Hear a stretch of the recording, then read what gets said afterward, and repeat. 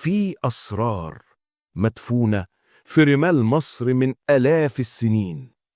مش كل اللي مكتوب في الكتب هو اللي حصل فعلا. كل الناس عارفة الأهرامات، بس محدش سأل نفسه السؤال الحقيقي: مين اللي بناها وليه؟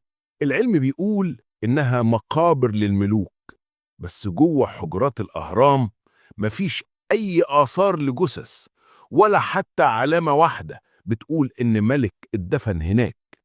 واللي أغرب إن الأهرامات اتبنت بإتقان هندسي أصعب من اللي نقدر نعمله دلوقتي بكل التكنولوجيا اللي عندنا.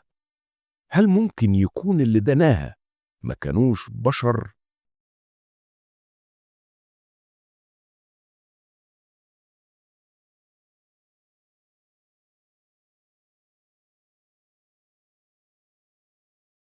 العلماء بيقولوا دي رموز دينية، بس اللي اشتغل في الآثار عارف إن المصري القديم ما كانش بيرسم حاجة بالصدفة.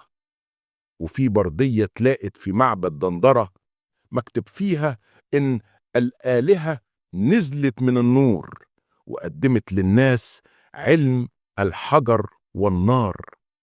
يعني إيه؟ مين اللي نزل؟ وإيه هو علم النار؟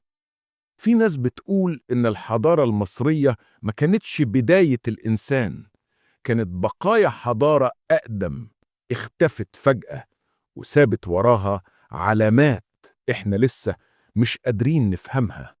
النجوم اللي فوق أبو الهول مش مرسومة كده عبث، دي متطابقة مع مواقع نجوم في مجرة أوريون، زي ما لو كانوا بيستقبلوا رسالة من السماء.